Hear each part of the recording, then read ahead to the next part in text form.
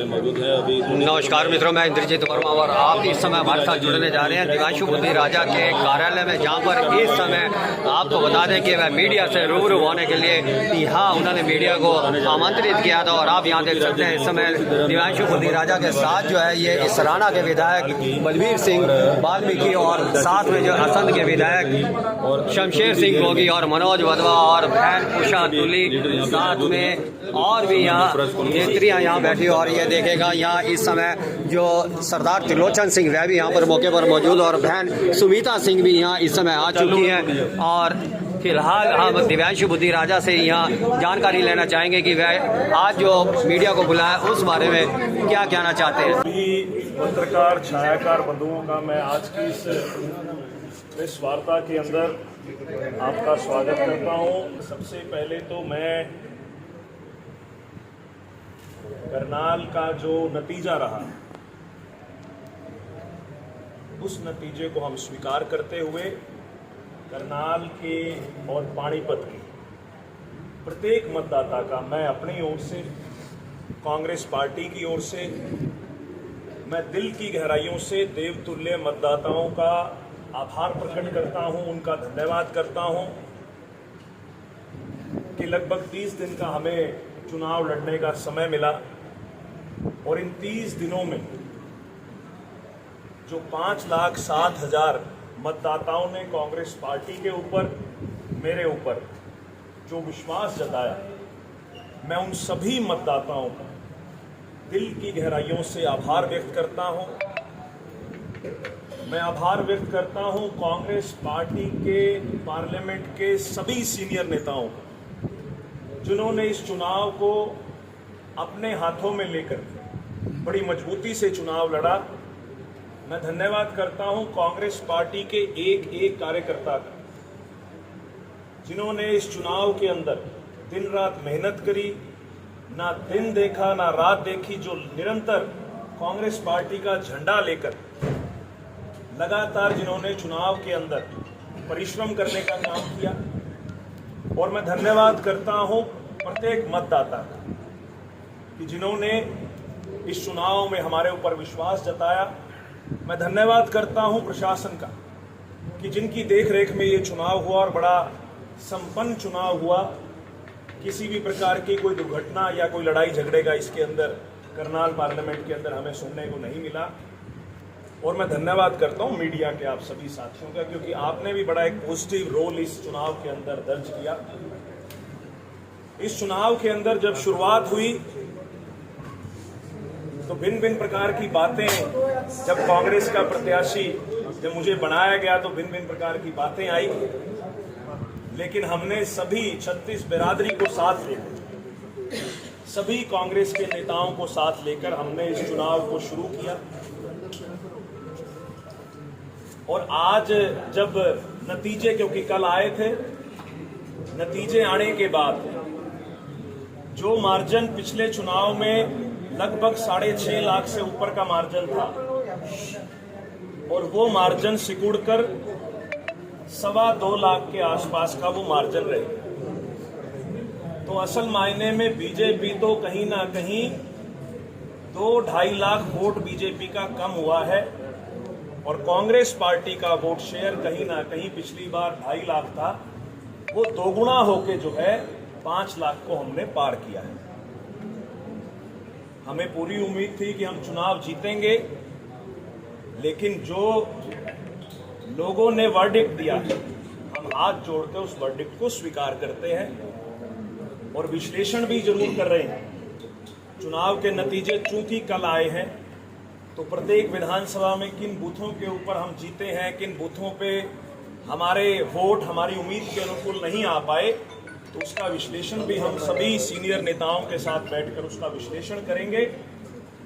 लेकिन जिस प्रकार से पूरे हरियाणा के अंदर आज माहौल है, 10 में से 5 सीटें कांग्रेस ने हरियाणा के अंदर जीती हैं, ये कहीं ना कहीं इस बात का संकेत है कि बीजेपी से हरियाणा की जनता नाखुश है, क्योंकि मोदी जी का फैक्टर भी इस चुनाव के अंदर कहीं ना कहीं थोड़ा बहुत देखने को मिला।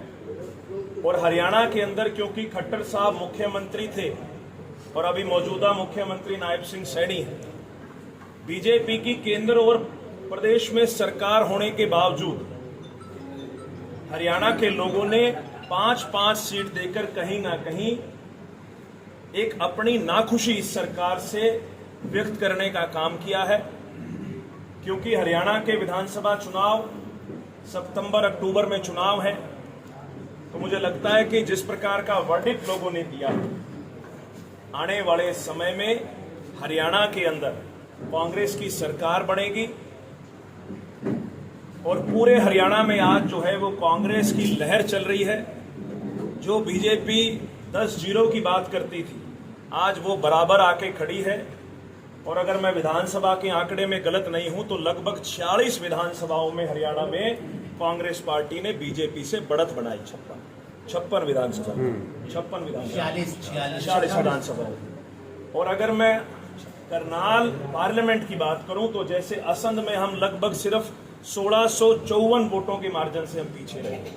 इस राणा में बात करें तो लगभग 6700 का मार्जिन जो है हमारा पीछे रहा है। इस प्रकार से देखा जाए, अगर विधानसभा के परिप्रेक्ष्य में ये नतीजा देखा जाए तो सीधे तौर पर हरियाणा के अंदर कांग्रेस की सरकार बनने जा रही है।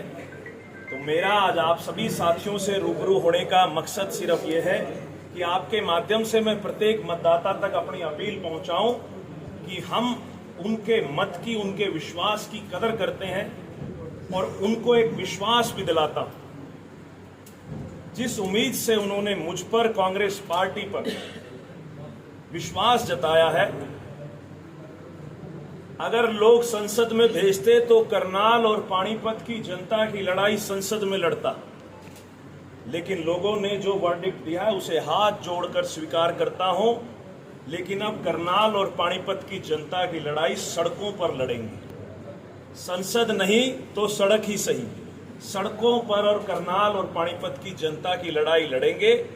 और मैं एक एक मतदाता को यहां से अपील करता हूं कि रात के 12 बजे भी आपको कोई परेशानी हो तो आपके भाई का नंबर आपका 24 घंटे ऑन है, आपके बेटे का नंबर 24 घंटे ऑन है।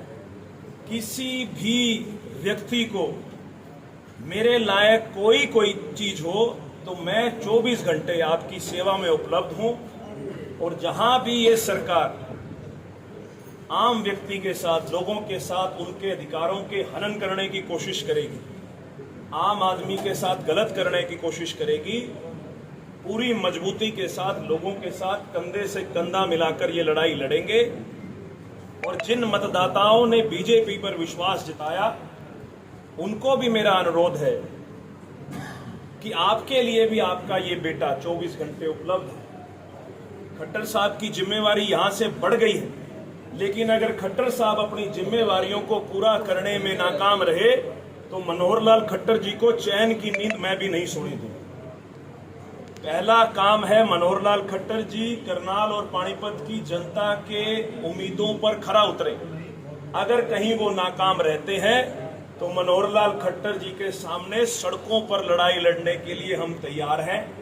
और जिस रण की शुरुआत हमने करी थी, ये रण इसी प्रकार से जारी रहेगा। बीजेपी की, मनोहर लाल खट्टर जी की गलत नीतियों के खिलाफ हमारी लड़ाई निरंतर इसी प्रकार जारी रहेगी।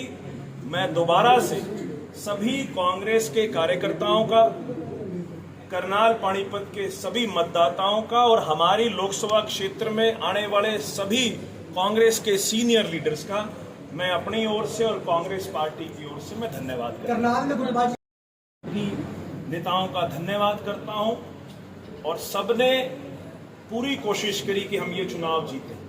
आपने अभी एक बात बोली दिव्यांशु जी की 5-5 पे बराबर पे आके कांग्रेस खड़ी हुई है। क्या 10 साल के बाद आप 5-5 पे आए, बराबर पे आके खुश हैं क्या? केवल देखिए, पिछले चुनाव में हरियाणा में कांग्रेस 0 पे थी और इस चुनाव में कांग्रेस 5 पर आई है। कहीं ना कहीं लोगों का विश्वास कांग्रेस के प्रति बढ़ा है।